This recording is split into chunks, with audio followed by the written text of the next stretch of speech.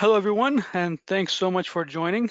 Always a pleasure to meet you all virtually. These days, many of us are home. I'm sure Eric will be talking about that also, our presenter today. Um, Lots of names that I see that I've seen before, so thank you very much for coming back. And as I've said before, if you have any topic ideas and suggestions for other webinars that you're thinking about, please let us know in the survey. This will come up after that. My name is Asif Rahmani. I am the host, but I'm not the presenter. Eric Riz is the presenter, and I'm going to be switching it over to him as soon as possible. Just a little bit about Eric. Eric and I have known each other for a very long time, have been presenters at conferences, same ones for many years as well. And I think we both believe that you have to provide some really good substance in presentations, for the audience. I've seen Eric present, and I love the way he presents. So I think you guys are in for a treat as well. Eric is an entrepreneur also. He runs a company called Empty Cubicle, CEO and founder and CEO of that. I'll let Eric talk more about exactly his company and everything else from there, and in fact, take it over from here on out. So Eric, you ready? I am ready. Let's do this. Thanks And so folks, much. by the way, so sorry. I was just going to say that I forgot to mention there's a questions and answer panel. We love listening to you, hearing your questions, and we'll incorporate that in the presentation also. So please feel free to ask questions. All right, I'm done. All right, thanks so much, Asif, for the warm introduction. And hello, everybody. Thanks so much for tuning in today and for giving Asif and myself the opportunity to spend an hour with you and talk through something which today is so critically important to organizations, to individuals, in light of the current circumstances that we are all forced to deal with. Now, in terms of Microsoft Teams and corporate communication, this is actually the second session that we've done. Myself and Asif have put together here and sort of co-produced from a communication perspective. The first one, which was done just over a month ago and is available on YouTube and other VisualSP channels, was focused on communication internally and why communication is such a mess inside of our organizations today. And near the end of that discussion, Asif and I were talking, and I think we actually decided live during the conversation that we would actually make it into a two-part, if not three-part conversation, and that was what spawned this one, focused on Microsoft Teams for corporate communication. Now, how this came about really was just looking at what companies are dealing with today and recognition that this situation, of course, as you hear in the news media and such, is truly unthinkable. Now, that's obvious. Nobody could have predicted this in terms of where we are right now in a COVID world. But from a technical competency communication perspective, this is really the ideal scenario from a business pragmatic situation. The systems, the tools, the processes that were built within Microsoft Teams, Zoom, Google, Facebook's latest products, all those products were built around connectivity within the organization, regardless of where the organization users sit, whether you're sitting across the room, across the floor, across the world. Ideally, everything should fit succinctly into our business minds and our business worlds. So that's a very high level example of in conversation to what we're going to be speaking to today. Now, as you can see, Asif can testify to the fact that that looks just like me. Unfortunately, you're not seeing me today, but I am the founder and CEO of Empty Cubicle, which is now called Verified. You can check us out at areyouVerified.com or emptycubicle.com. The company is a data verification company focused on verifying resumes and social profiles through the verified data that we have. So you can check those out. You can also visit my website at ericriz.com. You can reach out to me directly, please do, eric at ericriz.com. My day job, of course, is the verified space. My night job, my hobby, the stuff that I've been doing for 20 years is in the Microsoft 365, SharePoint, and now Microsoft Teams space. So I consider myself in this context to be a principal consultant for Microsoft 365. And you can reach me socially at Riz Insights, whether that is Twitter or Instagram. If you are so inclined, please, by all means, follow, tag, do all that good, fun, and exciting stuff. I'd love for you to connect with me and to stay in touch through those mechanisms. So how do we actually get to where we are today? Now, the way today is broken down is as follows. I'm going to talk a little bit about where we are in terms of the environment, in terms of Microsoft Teams, in terms of what the future looks like for us as organizations, as individuals, as users. And then we're going to get into the real stuff, the real communication stuff. So if you are a Microsoft Teams user, if you are the business, which I hope you are, and your concerns are from the business pragmatic perspective, I'm going to give you 10 steps to Microsoft Teams success within your organizations. If you are a technical person or you have concerns about the technical capabilities, the security capabilities, the compliance capabilities of Microsoft Teams, I'm going to give you 10 steps for the security compliance world as well with Microsoft Teams, and then we'll wrap up with a little bit of what you can do now and how you should be moving forward. Again, by all means, please reach out, eric@ericriz.com or at Riz Insights if you want to tag me socially, and we can continue the conversation. So let's take us back to March 13th, 2020. This is pretty much what every organization looked like. Organizations looked just like this. Office environments were really focused on cramming as many people into a small space as possible, and everybody was connected, whether it was 1, 2, 5 people to a desk. That's what the business looked like, and everybody was okay with that. We were cool with that. Nobody thought about getting into an elevator when it was crowded, and we've all been there, that last person to jump over the threshold into the elevator to make sure that you could fit. But suddenly, March 16th, came, and the same offices, the same environments around the world looked like this. And I'm using this particular picture not because it's an empty office, but because it makes a very clear statement. And the statement that it makes is, we all left a lot of stuff in the office. We left sticky notes, which obviously nobody can see now. We left content, documents, information, really breadcrumbs of information and content that may be client-specific, user-specific, customer-specific, legal, financial, what have you. Everything was just left in the office on the 13th, and that's what desktops were left looking like on the 16th. And that's really frightening. Now, that's frightening if it's my office, and this isn't my office, just for the record, it's not my office. It's an image that I found online. Unsplash is fantastic for free images if you don't know that little life hack. But that's what a clean version of my office would look like.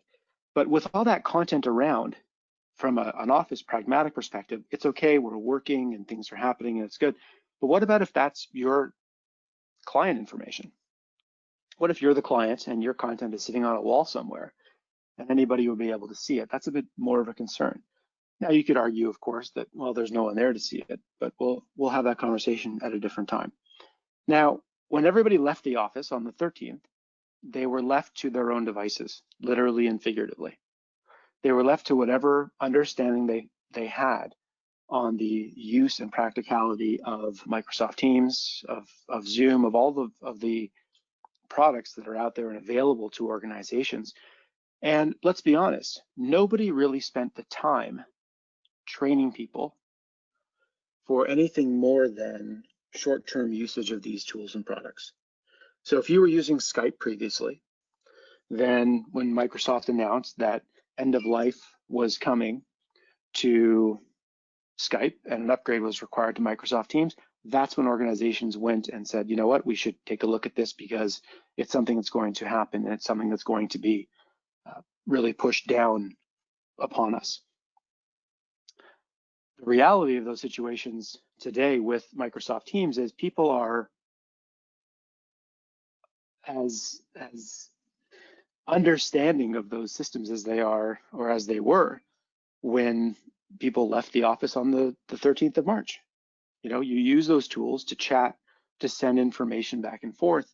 But if you didn't get the training that you needed prior to the closure of offices, you're certainly not getting it now. Why? Because you have a job to do. And regardless of what your job is, the expectation is that your job is going to get done. So if you are processing payroll, if you are responsible for something that is financial, technical, what have you, it doesn't matter. Regardless of what your role is, that role hasn't changed. And the way that offices and the way that organizations were structured back in March, everybody was too busy. People were busy being busy. Everybody was already working 110% with no free time. And just because we're now at home or wherever you are, doesn't mean you suddenly have time to get trained on Microsoft Teams. So this session today is really focused around a number of things. One is focusing the discussion on people who have the time to dedicate to learning and understanding what Microsoft Teams can do. The other, from the organizational perspective, is really getting a sense of, hey, you know what? We really need to take a step back with this product. We need to do a level set. We need to get the information that is important and critical to our users in the hands of our users. We need to structure and set ourselves up for success, and we need to deploy efficiently and effectively. That is truly the only way we're going to make this thing work across the organization. And when I say work across the organization, it's a question I get all the time now. You know, Eric, we've got Zoom, and Zoom is fantastic, and everyone loves Zoom right now, right? The stock is up, everyone's using it, it's wonderful. But let me ask this question. What are people using Zoom for? And the answer is pretty straightforward. They're using it to video conference. They're using it to go back and forth with video. That's about it. The difference between a Zoom product and a Teams product is night and day, to be entirely honest. And I'm not just saying that because I've been having and enjoying the Kool-Aid for many years. I'm saying it because it's the truth. What do you do in Zoom if you need to share a file? What do you do in Zoom if you need to really be productive in terms of a shared meeting between participants? This isn't just about being on video and creating a perfect working environment with a nice background that looks like you're on the beach in Hawaii. This is about business continuity and long-term success. Because if we can't get out of this, if we can't get back into a working environment that is really purposeful for the organization, we're all in really big trouble. What do I mean by that? I'll show you.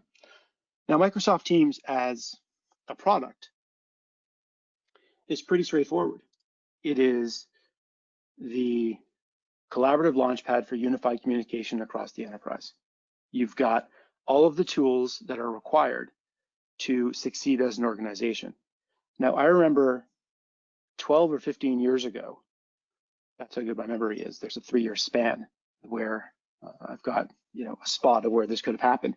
But I believe it was around 15 years ago when I did my first speech, my first talk. It was in Boston at the Sheraton Hotel. And I was up in front of the room, and I remember saying almost the exact same thing to identify what SharePoint meant to organizations. It was a collaborative launchpad for unified communication across the enterprise. It's almost an identical descriptor.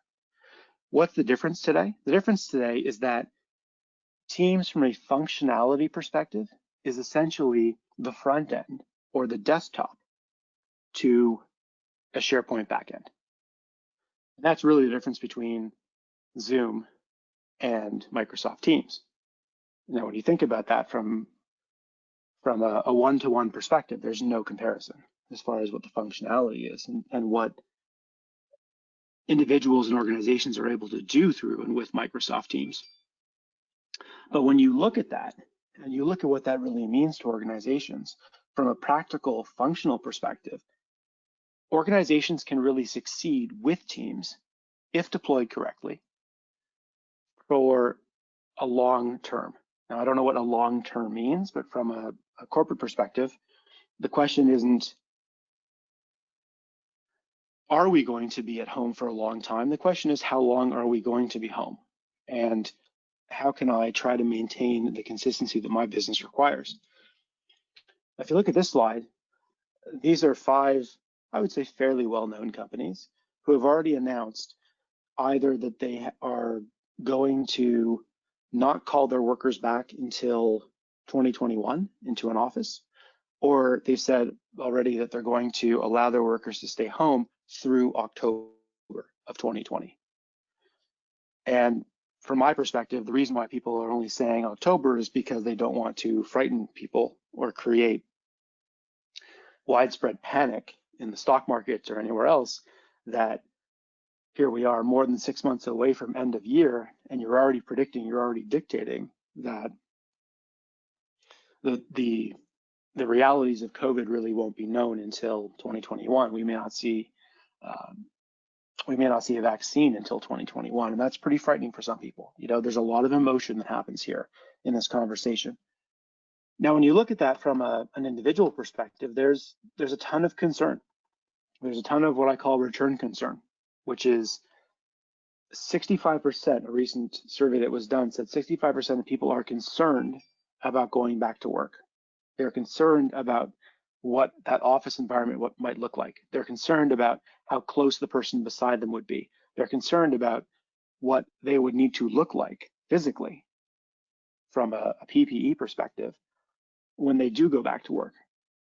You know, I live in Toronto, Canada, and in Toronto, I believe it was a week ago, they allowed dentists to reopen their offices. That's a pretty critical need. That's a very required skill set. People need to go to the dentist. They need to have their teeth cleaned, oral hygiene, all that good stuff. Absolutely, that's required. And I know some dentists, and they have to put on full PPE, gloves, gowns, shields, masks, everything in order to go and see a patient. And then when they go from patient to patient, they have to strip down and do it all again in order to maintain all of the things they need to.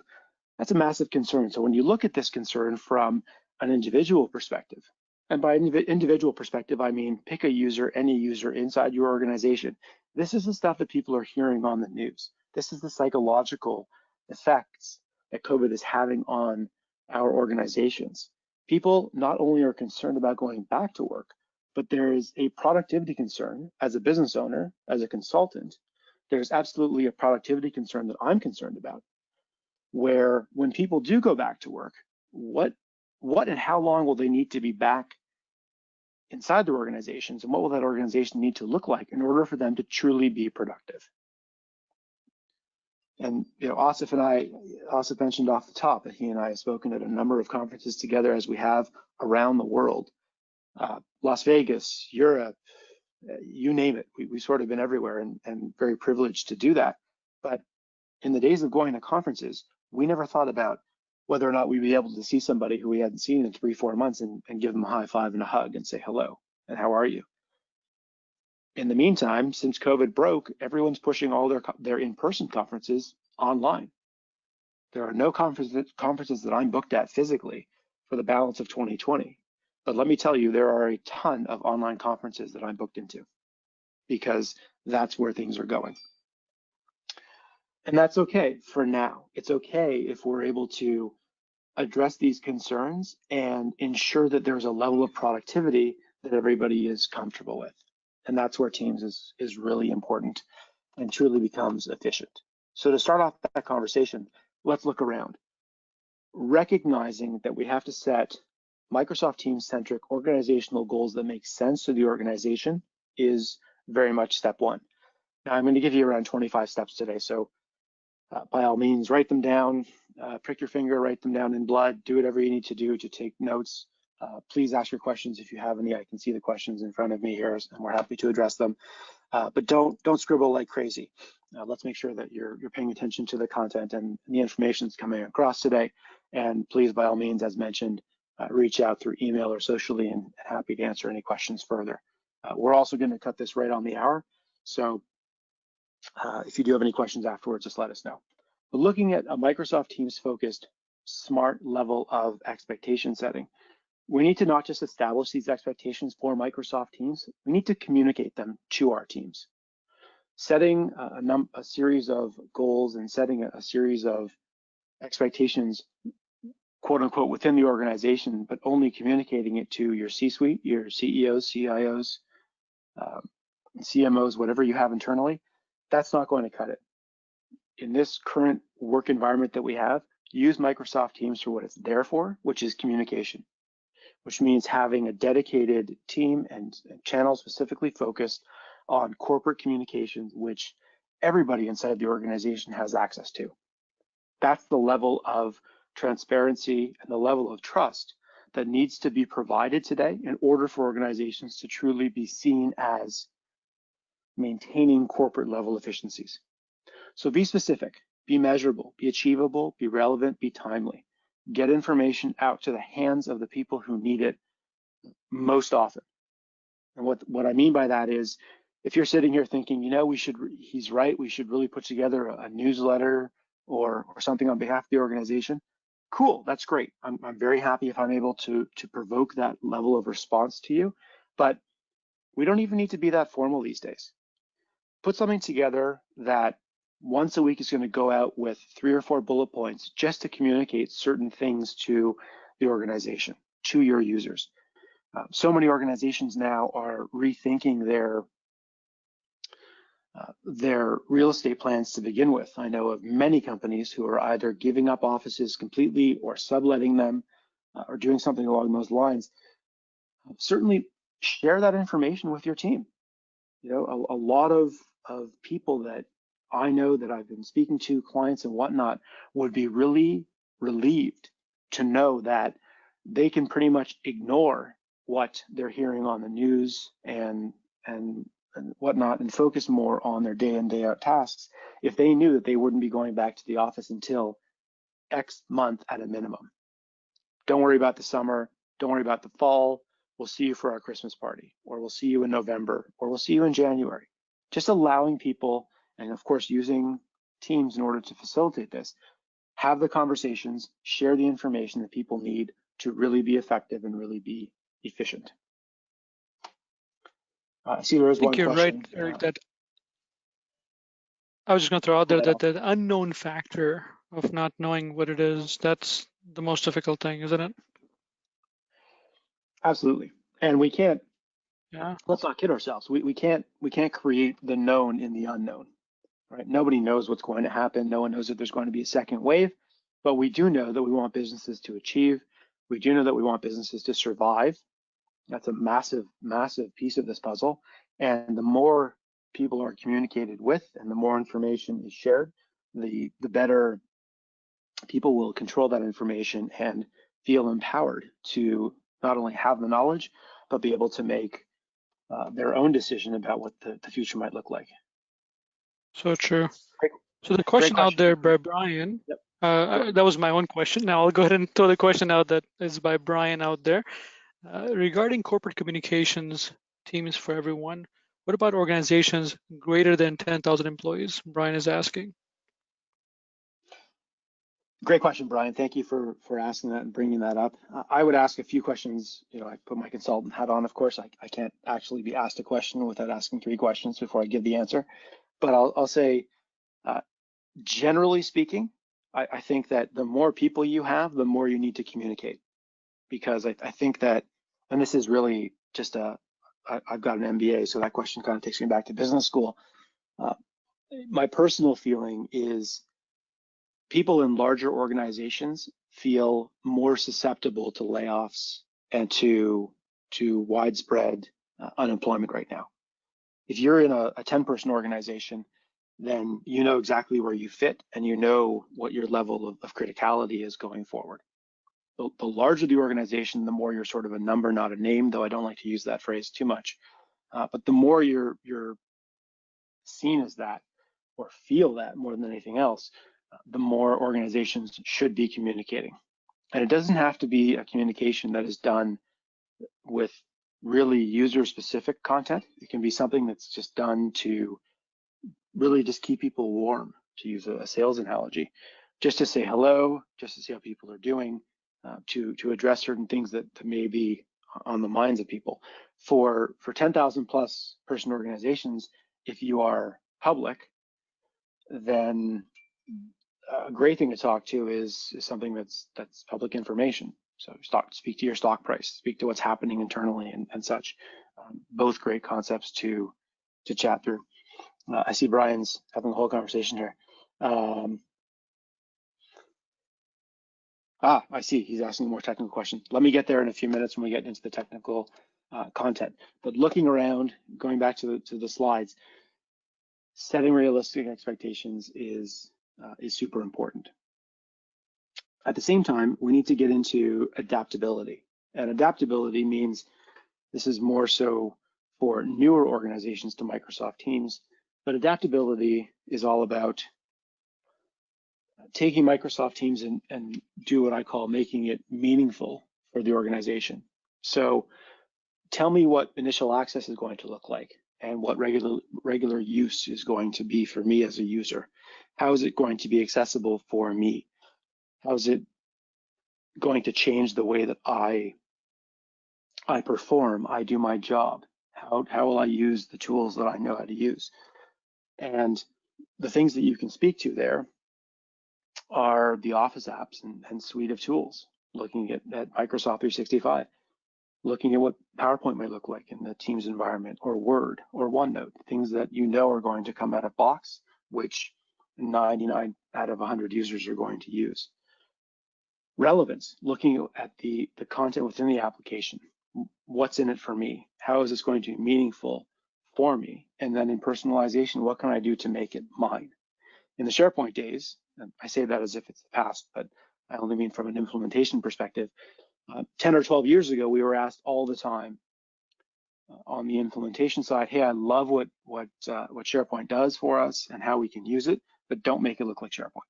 I want you to do all these things to make it look different, because I would never want my users to feel like they're getting a cookie cutter product.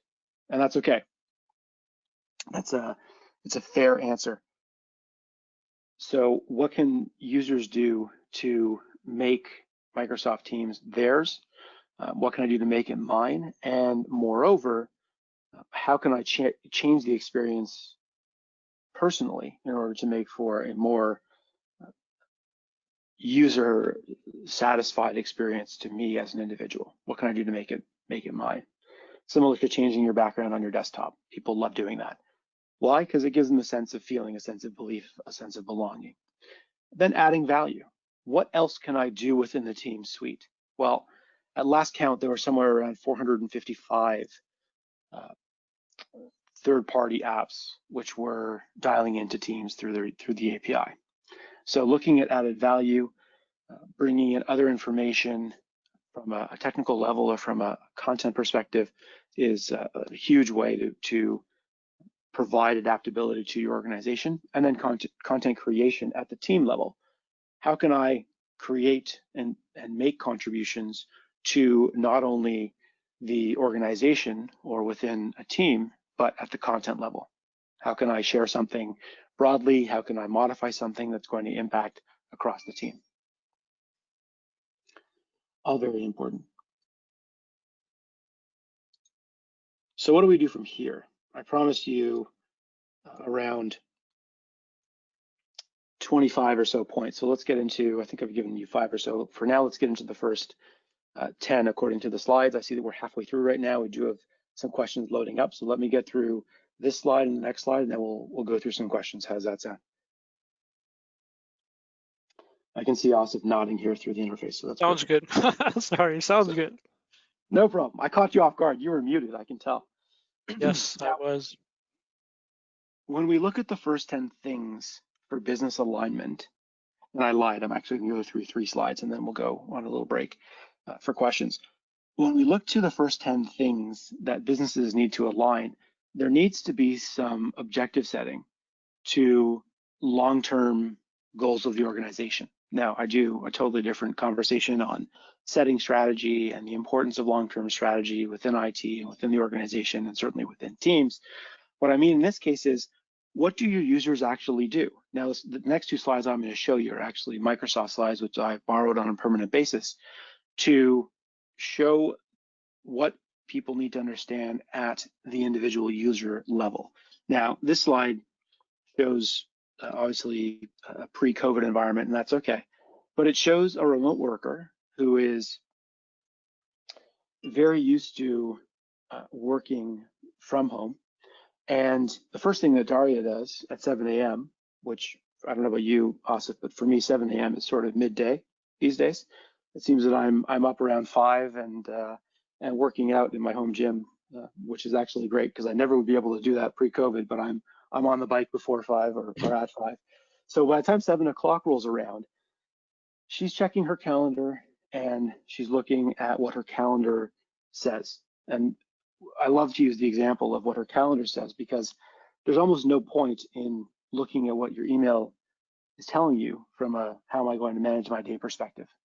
Right? Teams and meetings is really what's managing people's time these days. So the first thing she does at 7 is she checks her calendar in Outlook Mobile to understand what her day is going to look like and how it's going to unfold. At 8 o'clock, over my personal favorite, a cup of coffee, she looks at the activity feed. The activity feed in Teams is that notification screen, essentially, or a roll-up, which tells you all the times that you have been mentioned or notified within the Teams environment, where you can have all of your, call it, expedited information at your fingertips. So all the stuff you need to see is within your activity feed. Then at 8:30, after her morning coffee, at that point I'm into like 3-4 coffees, to be honest. She joins her daily stand-up with her team. She has a conversation. She has that first meeting and she gets going. At 10:15, she looks at a particular PowerPoint presentation within Teams, saves it to a particular channel, and then she mentions her coworker who is somewhere else in the world, and that person is going to then comment on what's happening. Now, if you don't know what I'm talking about when I talk about mentioning and things like that, I'll get there in a couple of slides. 10:45, because Mark, who's the teammate, is on the go, he opens the Teams mobile app and he starts to add comments to Daria's PowerPoint presentation in advance of their afternoon meeting. In the afternoon, after grabbing lunch, Daria looks at Planner at 1 o'clock to update status before a meeting with her manager. At 1:30, Daria, and there's a picture of Mark, they do some co-editing of the presentation in real time.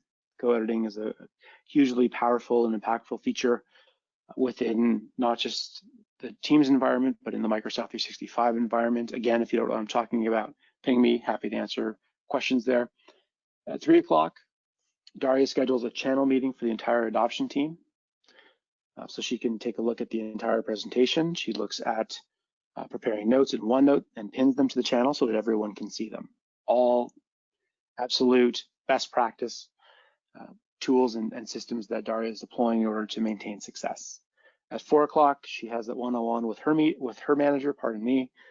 They work directly within Teams. They turn on video, which is something that personally I always profess upon people to try to use. I recognize that the Teams environment and the video environment is not comfortable for everybody, but face-to-face right now is something that's really important. If you are, as I said, I live in Toronto, so we sort of live in Condoville here. If you are an individual who lives by themselves and you've been staring at your dog for the past 3 months, then face-to-face interaction is critically important. I'm sure your dog's very cute, but the face-to-face interaction is super important. At 5 o'clock, she catches up on a company-wide training video by watching it through Stream. And then 5:30, end of day, she posts a picture from her last vacation in the Teams Fun channel just to spice things up a little bit. So going back 2 slides, understanding what business alignment looks like, understanding what types of things we need to model around is very important. So as I get to the next slide on 10 steps to corporate success, as everyone takes a screenshot and a screen grab of this, no problem. Why don't we do a couple of questions and then we can go from there. I see we've got a lot of people. Diane Wilson, who is yelling at me for being on the bike at 5 a.m. That's a different problem. Diane, if you're a biker and you want to hit me up on Zwift, by all means, I'm on there too. Yeah, I'm also an early riser myself, but I'm not on a bike like you, Eric. I'm usually reading something. That's awesome, though. I read while I'm on the bike too, but I'm really I've got a big screen in front of me and I'm reading the news and seeing what's going on. But yeah, guilty. Bella was asking earlier, can the screens be shared to participants after the webinar? Yes, This webinar is recorded, and as Eric pointed out earlier, all the webinars that we have done before and this one will go on the visualsp.com website under Learning Hub, under webinars, and also will be on YouTube as well within about 24 hours after the webinar is done. Yeah, earlier Brian was asking, I guess, a little bit more technical question, right? That Teams, Microsoft Teams has a limit of how many people you can communicate with. And should we be doing that through a SharePoint communication site? Very good question. So I don't know, you said more than 10,000 earlier, and I don't know how many people you actually have. Regardless, if you are looking at number of people that you're communicating to, then yes, I would say certainly a communication site is a better place to communicate with your people, with your teams, in recognition of the user limit and the fact that you want to get all the information out to the bulk of your staff, if not all of your staff. Absolutely, communication site is the way to go. But the point that I was making there as well was this is a time of transparency. And one of the reasons why I love Microsoft Teams is the fact that it generally, outside the confines of private channels, it generally provides a much more transparent environment. When we were in an email world of 2, 3, 4 years ago, and Teams was just coming out and people were learning how to use it, every email back and forth between two parties was confidential, essentially. When people had to add other people in the team or in the organization onto an email within a CC field or a BCC field, they would immediately, and I was guilty of the same thing, they would immediately sort of tense up and look at things a bit differently. Okay, hold on, I've got to copy someone. And there's a connotation about that when you receive an email. If I receive an email from Asif and he's copied his lawyer, well, there's a connotation there. So we want to improve and increase transparency across these organizations, regardless of the information. So for sure, putting out information on a comm site is just as meaningful as a Microsoft Teams team or channel. But the important thing to take away from this is, please, by all means, make sure that you are essentially over communicating. So let's go through these 10 steps. In other sessions, I would have one slide for each of these, but I want to give you guys time to read through these and understand them and work with me on them. So I've got just one slide. You don't have to worry about me switching slides here. Number one here is starting small. So looking at, this is for organizations who are not using Teams currently or are using it in their own pilot. Look to particular small groups that exist to pilot or deploy what I call in the moment. So looking at a particular part of the organization, doesn't matter what it is, doesn't have to be a technical part of the organization. It can be finance, it can be anybody, whomever it needs to be, whomever you'd like it to be, who you believe can best use and utilize the pilot. They'll be the ones who can use the most functionality. They'll be the ones who will become, as you can see a few points down, the subject matter experts in the organization. And subject matter expertise is a very huge part of adoption. Number two, creating buddies and mentors, something I'm a very big proponent of. Although in some cases it's a little bit menial, pairing staff together so that there's cross-disciplinary learning is, especially right now, a great way to get people to work together, either within their business unit or outside their business unit, to learn together as they are starting to get either newly acquainted into Teams or better acquainted with Teams. Number three, seeking business expertise. I could go on about this for about an hour. I'll try not to. Now, business level expertise is something that is very obvious. You know what you do. If you make the little plastic ends of shoelaces, that's what your company does. That's what you're really good at. You know how to make 17 zillion of those a year, whatever it is. You know how to be efficient in terms of cost, in terms of people, in terms of roles, in terms of everything that you do. That's awesome. But getting that information and making it impactful to Microsoft Teams may not be as easy as you think. So recognize that there needs to be a litmus test, if you will, to understand the information that you're going to want to leverage, to quantify, to qualify, to bring into the team's environment. So identifying the people that know the business the best in order to create the right environment for you as an organization is super critical. So to put this in a different perspective, don't look at somebody who's been with the organization for 3 months as the person tapped to lead your Microsoft Teams deployment or environment. Why?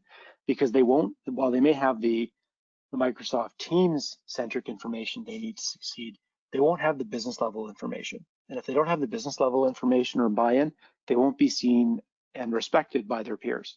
And certainly, while that was the case when we were together in an office place, now that we're apart, we really don't have that opportunity to make that mistake. We really need to be better there and provide the right information to the right teams and the right individuals as best possible and most often. So as we look into point 4, seeking subject matter expertise, this is where the rubber really hits the road, and you have the Microsoft Teams gurus internally, and you want to spend time with them to set them up for corporate success, team success, and organizational success. So identifying who those people are, whether they are individuals who just love Microsoft stuff and have been early adopters of Teams, whether they're newer to the organization, whatever it is, those are the people that you want to tap as well and get them moving. Now, once you have that set up, so we have, let's look at just on the left column here. We're starting small. We've identified essentially a pilot group that we want to go with. We're going to buddy those people up, whether there's 100 people or 10 people, doesn't matter. We're going to buddy them up for some shared learning and adoption. We're going to have the business level expertise that we need to identify and ensure that we have all the business level information that's going to allow us to succeed. And then we're going to look at getting the subject matter expertise in place. That's a great first place to start to get our information together. But the next step from there, looking at step 5, is your IA, your information architecture. This is where we really start to move. And this is, to be completely honest, the part of the project or the initiative that can make or break Microsoft Teams for you, because failure to set this up correctly is going to be very costly and very bad. Very bad. To paraphrase my grade 8 or 8th grade math teacher, that would be very bad. Don't do that. Never divide by 0. You're looking at your information architecture, setting up your teams and your channels that in such a way that your organization will be able to follow through the Microsoft Teams environment is incredibly critical. I always say that no two people set up their laptops the same way. They're like snowflakes. Laptops are like snowflakes. Hopefully they last a bit longer than snowflakes. But how are they like snowflakes? Well, let me give you this example. If Asif and I were sitting beside each other and we switched laptops and I said, hey, go find this document, he would have no idea where it is. And if he asked me to do the same, I would also have no idea where to find it. Why? Because no two people set up their laptops or their workstations in the same way. It just doesn't happen that way. And even in environments where the organization tries to mandate it, people don't save things with the same nomenclature. They don't apply the same metadata. They don't apply the same information level content that they need. And because of that, no two people are really able to follow the mindset of the other. And that's okay. Why? Because Teams is there to make that a bit easier. But you've got to spend the time and you have to spend the necessary efforts in research to understand what a team is and what a channel is. Now, a team is, of course, a different level of item, right? A team is a higher level of componentry, if you will. So within a team, there are multiple channels, and your channels, if you're in consulting as I am, a team might be a particular client, and the channels may be the various projects within that client. Could be a department, who knows, whatever type of organization you have to stick to an IA that really makes sense. A lot of organizations take this opportunity. They'll tell me that they have been doing it a certain way for a million years because that's what works for them. And my response is leave it as it is. Take that information architecture that you have on your H drive, Q drive, your F drive, your U drive, whatever it is, and create that level of information architecture within Microsoft Teams. Don't reinvent the wheel. Moving into step 6, we need to look at consolidating need-to-know content. Hopefully, you know where that information is, but looking at other information, things like meeting minutes, things like jot notes, things like a quick two-person meeting that you have that really isn't formal, it's a hallway conversation, but you want to make sure that you're able to write down what was said in that meeting. Where does that information live? It reminds me of old migrations from SharePoint where we would move content and the content was really only at the document level. We would forget all the content on the actual home site. So things like phone lists and other information that was always relevant to the organization would be forgotten. So understanding where need-to-know content can be found and where it can be used is very important. Things like creating and managing rules along the way. These are really internal rules and not so much permissions, but conversations. Where are we going to have the conversations that we need? Now, I personally don't use chat for anything other than something that I would poke my head in somebody's office and ask a question for. So I would poke my head in someone's office and say, hey, can we grab lunch? Hey, do you have 10 seconds? Hey, did you catch the game last night? In the days when we used to have games. Hey, did you catch the game last night? Those are quick chat-like things. Anything else needs to be in a channel, whether it's private, public, doesn't matter. It needs to be in a channel. Why? Because in a channel, it's a threaded conversation. It's a conversation that is maintained. There are rules behind it. It's in a particular place on the SharePoint side, on the front-end side of Microsoft Teams, and it means something. Much like an email and a large threaded email chain means something to the organization. Number 8, enforcing conversations. We really need to make sure from a rules perspective that we are getting out of email as best possible. So you know what your organization does well and doesn't do well. If your inbox is absolutely full today and you're using Microsoft Teams, in my personal opinion, you have a problem on your hands because people aren't adopting what Teams is really there for. You can do better than that. So identify a little bit of enforcement in order to slap people on the hands, quarter in the swear jar type of thing, in order to ensure that people who insist on using email, and don't get me wrong, there's always a time to use email, and you know what that is, but ensuring that there is an appropriate level of enforcement so that people are understanding of the fact that getting their information into Teams is super important. Number 9, top right, teaching people. Well, that's what we're here to do today. That's what VisualSP is all about. That's what learning pathways is all about. If you're not familiar with learning pathways, Asif can tell you all about it. I can tell you all about it. It is a Microsoft's out-of-box synchronized training and short sequence videos, 5 minutes or so each, to the need to know best practices of use cases and how to use various Microsoft 365 products. So if you aren't familiar with it, make sure that you Google it with Bing right now and figure out what Learning Pathways is all about. And then number 10, celebrating success. Set up a weekly meeting, talking through learnings, tips, tricks, not just with Microsoft Teams and your Teams environment, but the organization as a whole. Make sure you're connecting with your teams because a lot of people, though they're using Teams at a front-end level, they're using it to do their work. They may not be using it to communicate between people. And you want to make sure that people are face-to-face, if you will, even if it's through a video screen, as best possible right now. As we go to our next slide, and I'll speak to this one very quickly because we're running up on time. 10 steps to security and compliance. I promised you 25. We're 15 in. Here's the last 10. Authentication. Models, ATP, conditional access, compliance, attachments, private channels, retention policies, guest users, and scheduled reviews. Any questions? No? Good. On to the next slide. Just kidding. That actually works a lot better in front of an audience, live audience, but let's chat through a few of these things. Looking at authentication, please, please, please use two-factor authentication. and single sign-on through Active Directory, use encryption, use all the out-of-box features that Microsoft offers in order to provide the best and most secure environment for you and your organization. Super critical, super important. Recognizing the teams is number 2, working in partnership with all of its brethren in the Microsoft stack and Microsoft 365.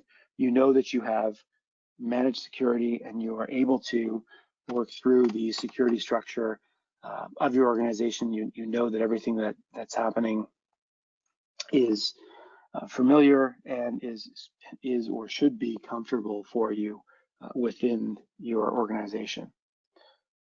Advanced threat protection is available in Teams. It works much like it does if not exactly as it does with SharePoint and OneDrive for Business in terms of content management, malicious content threat assessments, and blocking at the document level and the user level.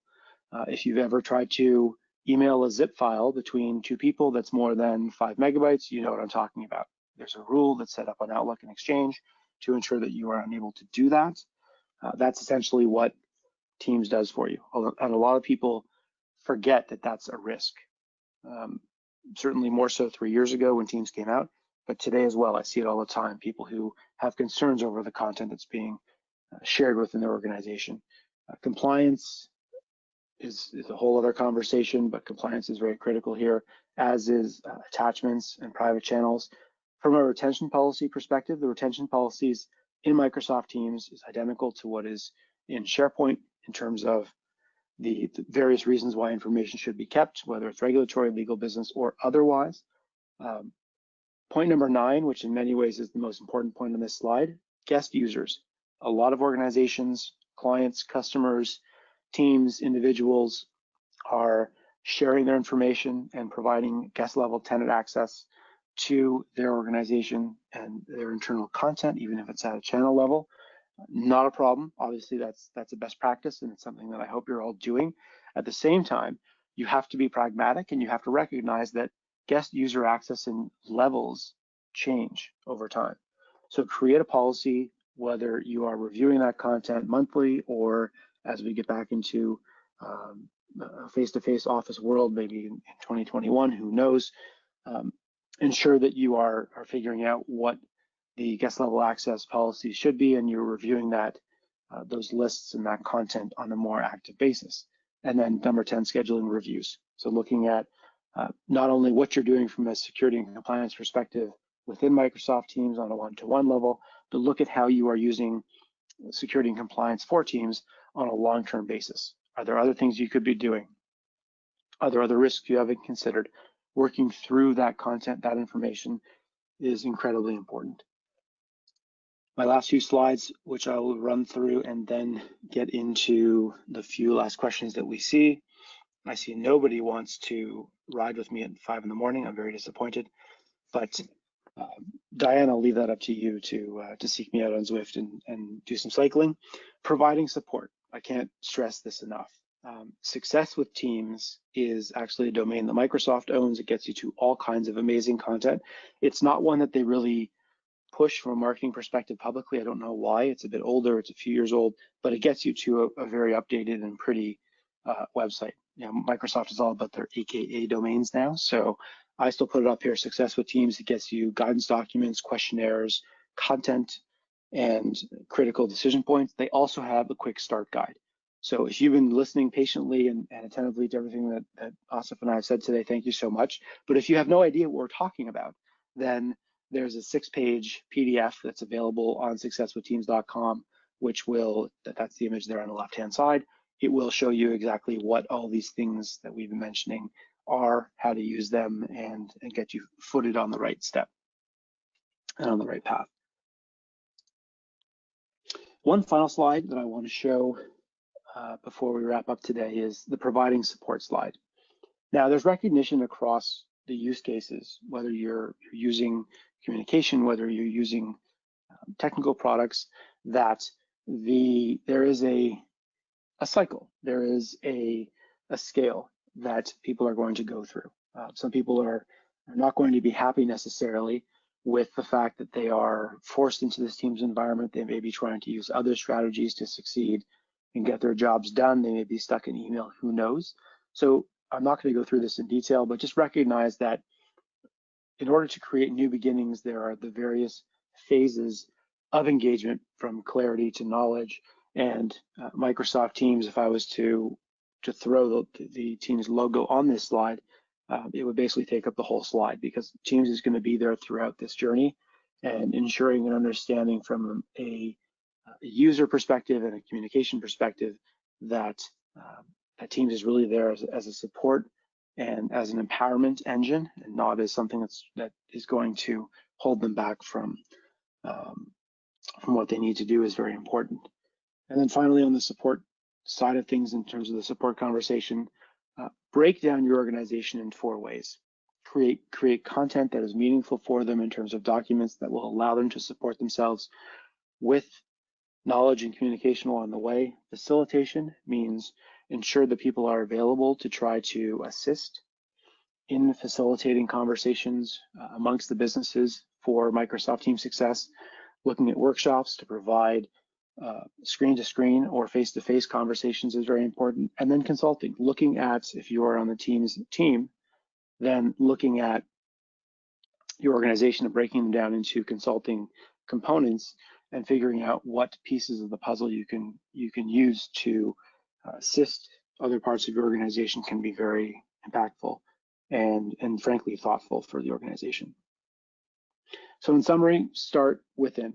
Manage your business needs first and understand what has to happen inside of your organization in order for Microsoft Teams to really be seen as a successful, empowering tool that people want to use.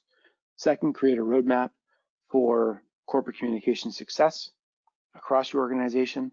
Many people like to read or watch a quick video to understand what the organization's expectations of themselves are within these platforms. So providing that content can get you on that right step. And then obviously leveraging Teams and the community.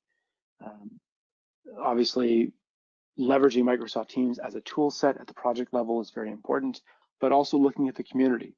There are so many people out there, MVPs alike, as well as consultants and organizations who can help you, looking at us at VisualSP, at myself as a consultant. We are all here to help you. And by that, I don't mean bill you for services. I mean talk to you and get an understanding of what you need really, truly in place. So please, by all means, as we've already said, reach out.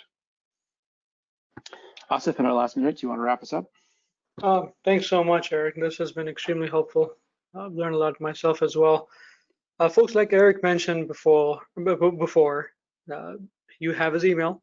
I'm sure, is it on the last slide now? Let's see. Yeah, it's in there as well. It is. Please do reach out. All of us, who have been presenters, some of you who have met us know that we are definitely willing to help. So if you have a question, something, just reach out on Twitter, on email, whatever it takes. We know it's really needed more than ever these days, so we're here to help. And as I mentioned before, that if there are other topics also that you have in mind, please let us know. We'll go down that route as well. We do have a hard stop today. Eric, super helpful, great stuff. Folks who have asked, about the recording, as I mentioned before, it's going to be there within 24 hours or less, and everybody's going to get an email about that as well. Yeah, not much else to add. Actually, you've covered everything now. Let's continue the conversation online, folks. So if you have anything, let us know.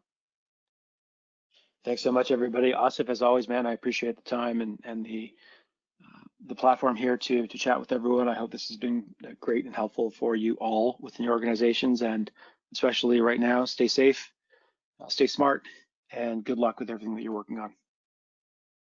Thanks. Take care, guys. Have a great day.